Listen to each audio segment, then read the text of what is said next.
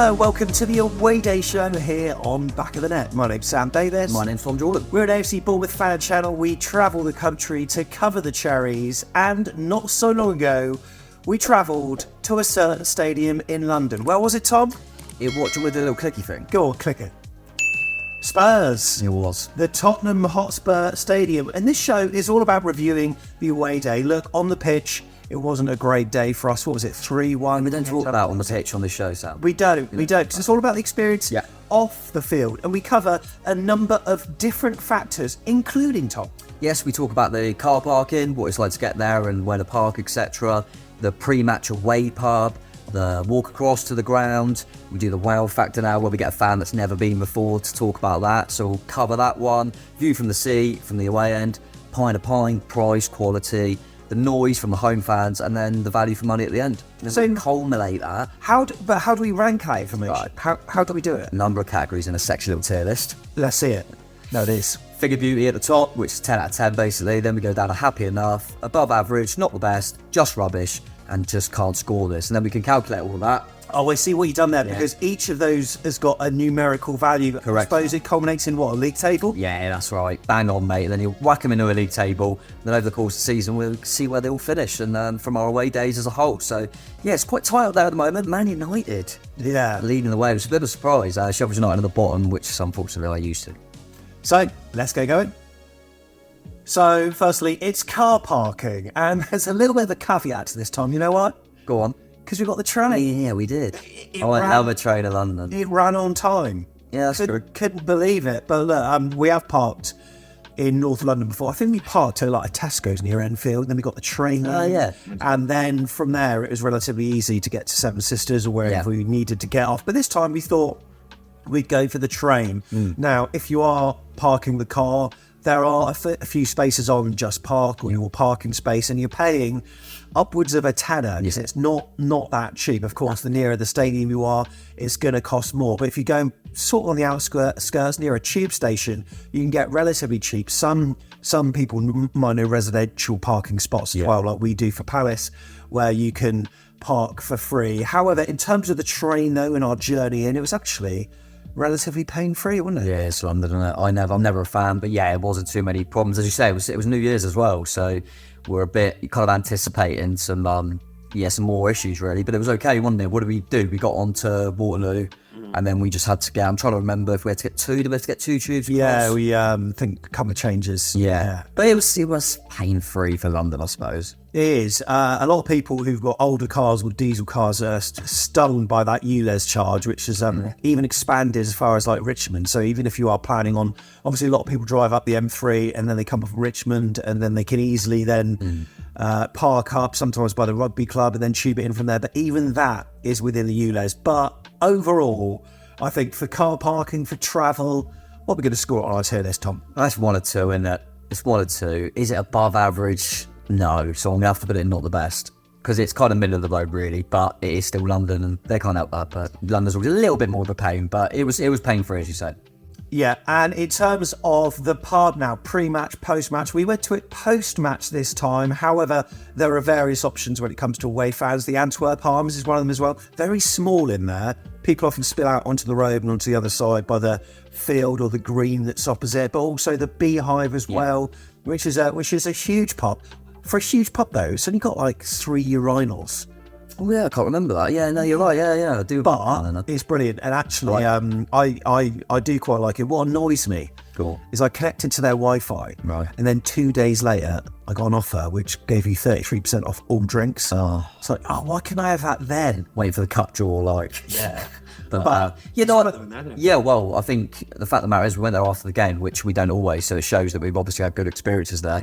It's mainly home fans, but they're quite happy for you to come in, even more so after the game when they won. Not sure if we would have gone there if we had got the result, maybe. No. But no, it was fine. I like it. It's got a big outside area as well. And you get a drink out there as well and get served almost instantly, which is good. Yeah, very good. Went there last season as well. And also, do you remember when we went in there after the game, the bar was heaving, but it cleared so quick. Yeah, so they obviously put enough bar staff on to cope with it. Yeah, no, bang on it, aren't they? So yeah, I do like that one. It was we didn't do any before the match because, as I say, it's a hell of a walk, which we'll come on to.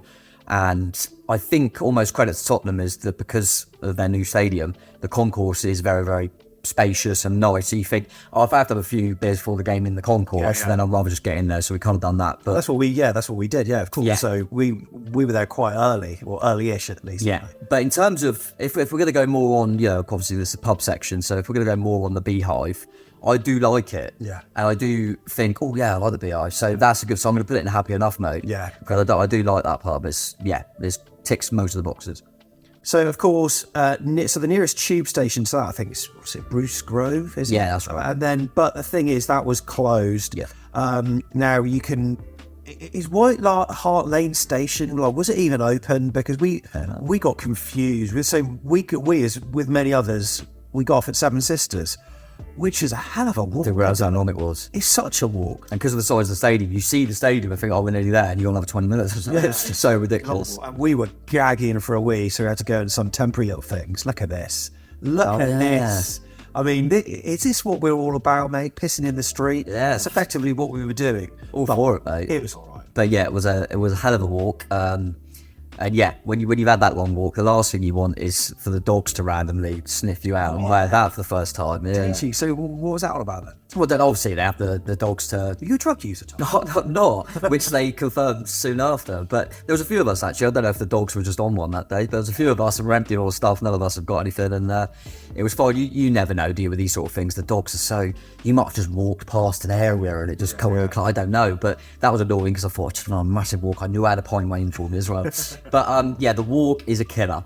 Absolute killer. And we got to go off this experience. And as you mentioned, mate, there might have been, because of issues with stations and stuff, we could have got closer, obviously. But it was a killer, so I hated it. Just rubbish. I hated it. Rubbish for the walk. If it wasn't for the street urinals, it might have gone on the bottom. But at least we didn't have to go and try and find somewhere. There was a spot there to relieve ourselves on. Yeah, absolutely. Okay, then next we're going to go to the wow factor. What's the wow factor, Tom? So the wow factor sound is a fan that's never been to that stadium, never been in that away end before. So we get them because it's their first experience to go, right, as soon as you see that stadium, when you rock up there, does it make you go, wow? And how much of that feeling of, wow, this is going to be a really good one, does it give you? So who do we get in? Well, can I be frank? Oh no, I did that show last week. Oh, it's the other Frank. Kieran, take it away. Spurs away, Tottenham Hotspur Stadium. It's probably to be expected. I thought it was sensational inside and out. Outside the ground, it takes ages to walk around it because it's just such a massive facility with so much going on. A lot of security, but I suppose it's a good thing. And then inside the ground, the home end just takes your breath away. It's enormous. The away end, the corner was great. Great view, great safe standing. Loads and loads of food options, massive concourse up and down. It's got to be a 10. The wow factor's there, inside and out. Great ground. Wow, Kieran's gone big tens, mate. Not surprised. Big tens. I mean, to be fair, it is a bloody beautiful stadium. The best thing was, I didn't know what we were doing, who we were getting in, and obviously we were with Kieran, and we were walking as soon as we saw the stadium. He actually went, oh, wow. Well, did he actually say? He actually said, wow, next to me. So I thought, yeah, so he deserves to be 10, so I'm glad he done that. And yeah, can't argue with that, mate. It's absolutely gorgeous, isn't it? We haven't even seen it. I don't think we've played them where it's been an evening fixture, has it? And it's even more of a vision at night. Yeah, I can imagine. Lit up. But from the outside, it just looks absolutely gorgeous. And it's one that I do, we don't take time to appreciate it and walk around it maybe as much as we should. But I think it's beautiful. Obviously, inside, we know about the NFL pitch, all that kind of stuff. And it just does look incredible. And I hope they manage to keep it as gleamy and as new for as long as possible. You can do the walk around the clock. Oh yeah, I've heard that. Yeah, they're like the skywalk or whatever they call it, where you're walking up and then you go around, which is a bit like if you got vertigo or whatever it is. Like it's a little bit dodgy, but looks very cool. Yeah. And I completely agree with that. So 10 for the wow factor. Next, it's the view, and the view from your seat, which, I mean, to be fair, it's all right. And you know what? For a big stadium, you're close to the pitch. Yeah, you are. That's true. Actually, you feel like you could be. You potentially, when you talk about that now, new stadium it might not be as good for that value, but it is. We were in a similar spot to we were the season prior, weren't we? Yeah. We're slightly round to the side. What's weird though, there's almost this like chunk of home section that eats into the away Yeah. bit, isn't it? Like, so that we had away fans Yeah. just behind us, but some people didn't have them behind them. They were to their left, but there's a chunk that eats in, but those are the kind of placid fans that aren't going to be causing any grief for us, thankfully. Yeah, no, I mean, and I preferred being closer to them fans last season, Yeah. I must say. But no, yeah, I do like him. There's no real complaints with that. Just trying to think, like, in my head, just comparing to others, and it is one of the better ones, I'd say, for you. Yeah. So yeah, I think it's quite solid to go and happy enough for me. Yeah, I think it's up there. Brilliant stuff. Happy enough.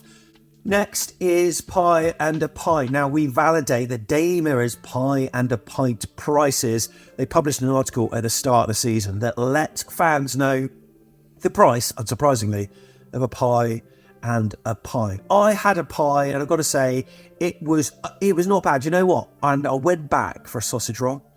Again, though, a bit too hot. You do this every time. But you know what? Everyone's too hot I for it. went for a vegan one. I'm not vegan. I went for a vegan one half time as well. But I've got to say, it was very like, it had the feel of a gourmet one. It wasn't like your kind of beige Yeah. sausage roll. Well, if you had a pie and then decided to go back for something else, that means the pie was obviously good enough for you. Yeah. And all the food's going to be good. Exactly. I mean, I've had sausage roll. I haven't had a sausage roll at Dean Court Vitality, whatever you want to call it, for a long time. But what it used to be was a very pasty looking. It looked a little bit anemic at times. Then you just have a little bit of tissue paper. You hold it with that, and it wasn't. But this one was good. So really enjoyed it as well. But the price of a pie is £4.25, which was about right. And I've heard people that did tuck into the pies, and they thought it was very nice indeed. The Daily Mirror states that the cheapest beer at Spurs was £5.19, 0% increase on last season. I disagree with that. Well, I'll tell you what, this has been bang on so far in the away day shows, but this wasn't correct. I got a Heineken. Yeah. £5.95 was the £5.90, and is that a bottle or a? No, it was in a pint. Yeah, it was a pint. Was this the cup? What, soft plastic or a bit the harder plastic? That's What was it? I think it was the slightly harder plastic. Yeah, you know what's the worst? I know, you order 3 pints, and you have those flimsy ones. one that. Trying to carry 3 back to your mates, and it's all spilly. Yeah. If you got 3 solid ones. Yeah, I don't know if this 5.90 was maybe for a slightly different pint. I don't know, but when I looked up, the lager was Heineken. It was 5.95, so that's what I can go off. But yeah, it sounds a lot, but you're in London. I mean, Leicester's got a pint. Yeah, what do you pay at Forest for a Cardiff? Yeah, exactly. So you can't. I think when you appreciate where you are as well, and Heineken's all right, isn't it? Do you know what I mean? So yeah, I can't argue too much with that, to be honest with you, Meg. So I think because of that, I'm going to go above average. Is that fair? Because you've obviously got your pie as well. Do you think that's above fair? Yeah, I think that's absolutely fair. Above average for that. Yeah, mate, I'm happy with that. Yeah. Right, next up we're going to go for the noise, and the noise that they made. Of course, Spurs have got that, 17,500 seater stand opposite us, which is like the kind of the wall of noise that you can expect. I swear that when you're playing Arsenal or other top 6 clubs, they must be louder, because they weren't overly loud. There are a few times they got into it, but not really. No, I don't know. I always write some notes down just in case I forget different things, and I remember being really, really underwhelmed. And I think that's a credit to Tottenham in the sense that I've been there a few times, obviously not just this stadium, Wembley, and then also White Hart Lane, the old stadium. And I always thought Tottenham played good, to be fair to them. They really get it rocking. And as you said, mate, bang on, we say this most of the time when on this show, is that we are Bournemouth, and we know that there'll be bigger games for them when they go up for it. But I was really disappointed. I think that is because the expectation I have of Tottenham, but also every time I've been there previously, they've not been in a great place. Obviously, the last time we beat them, they had Conte. It was boring football, and they were louder then than they were when they were beating us with some of the best football they've had in years in Ange Postecoglou. So I couldn't get my head around it. It was almost like a little bit of, are we used to this now? We're playing this football. One of the things that I noticed, and I even said this on the vlog, I'll let you see the full unabridged version of what I said here, okay? They scored.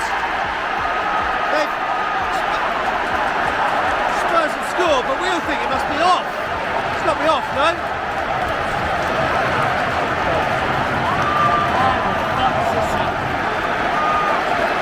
Offside. They let it run, but to me,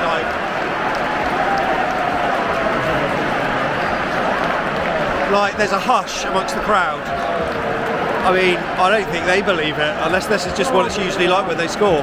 Quite a poor atmosphere. They've got to assume it's going to VAR, surely.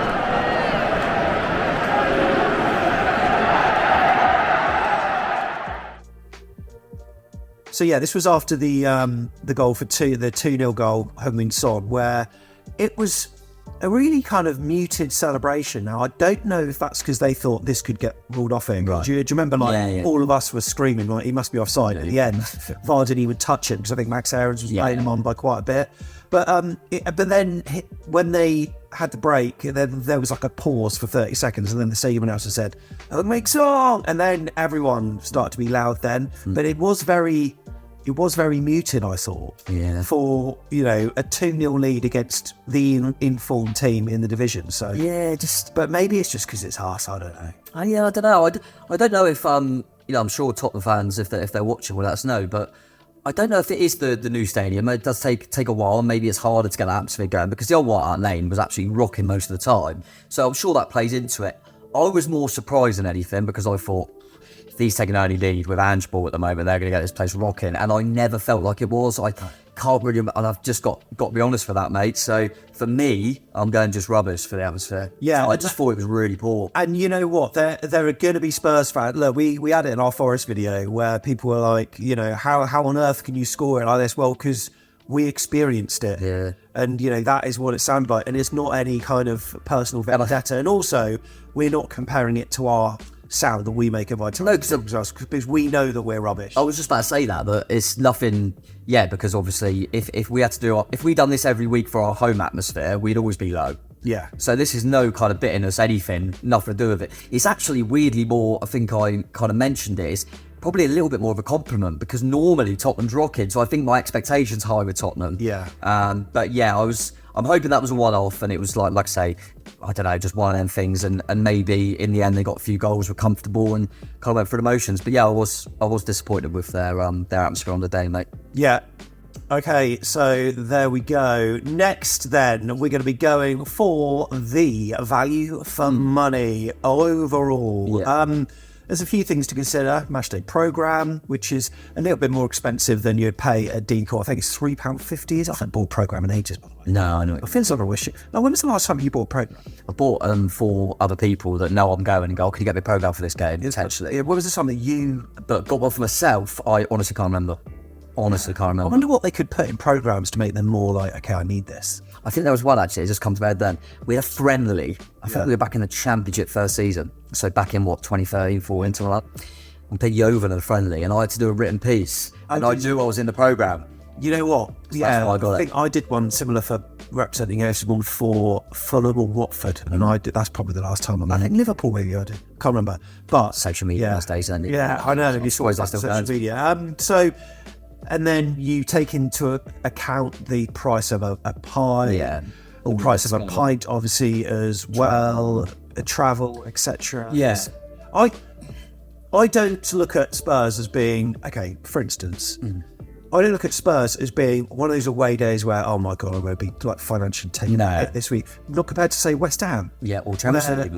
Where you know that, the pub that you're going to be going to could have nice expensive. Yeah. And inside, I think, do you remember West Ham? We had a pint and a sausage roll or something. Yeah. It was like 16. Yeah. I'm sure that when I last went, obviously we've got coming up, but when I last went to West Ham, it was £9 for an Amstel. Yeah, that's right. Like, that is absolutely, I mean, you need to get to it. Yeah. So, true.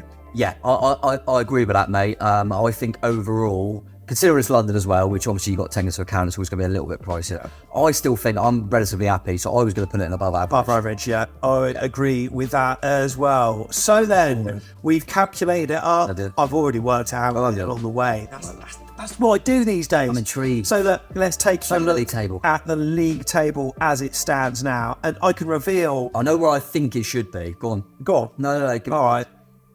Spurs have totalled 46 points, so they're above Nottingham Forest, but below Brighton. Just inserting them into that mix there. Happy with that? Yeah, I was going to say I think it should be with Liverpool and Brighton. So it is very close, and I think that all that's happened there really is that their atmosphere was less than I anticipated. Yeah, I thought that would be at least 1 or 2 categories higher for previous, which would have put it up there. So I think that's fair. I like it as an away day as a whole. So for it to go in now, I think Forest is a decent away day and it's gone above them.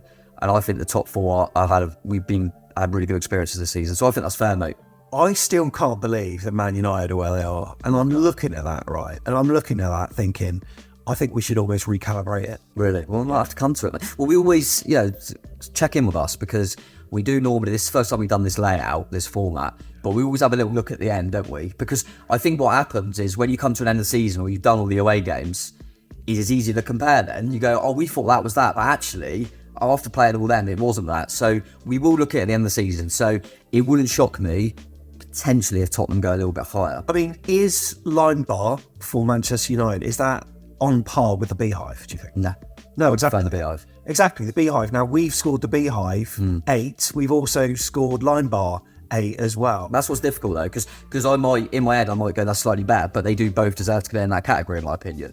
But I think it's one of them, and the thing now is, with the wow factor as well, obviously playing a part, is that's not up to us, that's up to one fan, and I think it takes it Man United. He, decided that was a 10 for wow factor. Yeah. It wouldn't be for me personally, but that's obviously up there on points. But I think it's one that we look at, maybe even at the end of the season, we do an extra category of going, now we've compared, do we want to go for each of them individually, up and down? But I think at the moment, Tottenham's fair to be around, just in that top half. There we go then. That is the Away Day review show. Spurs fans, if you're watching and you can think of any better pubs or any better routes into London as well, like for instance, if we're taking the tube, are there any stations that we can get off at that are better pub recommendations? We'd love to, and even local cafes, let us know. We'd love to hear. Look, Spurs, the main thing is, right, the main thing for you is that you're better than Arsenal, right? I think we travelled to Arsenal in, April? Oh, yeah. So subscribe and see how you get on, because I think it could be close. Could be.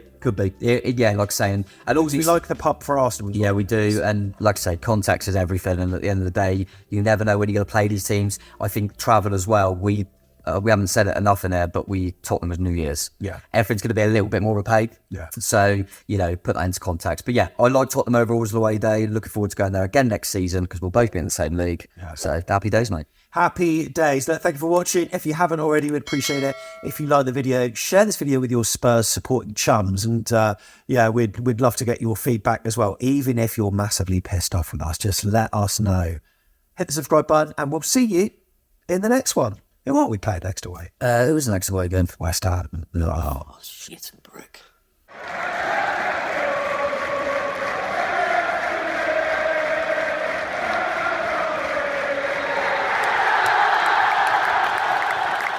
Back in the day!